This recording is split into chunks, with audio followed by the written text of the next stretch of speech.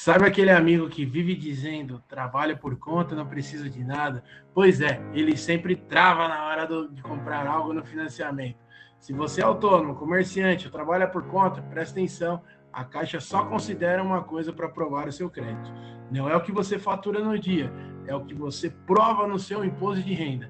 Imagina você chegando no banco animado para comprar a sua casa ou seu apartamento e o gerente te olhando com aquela cara de cadê sua renda oficial?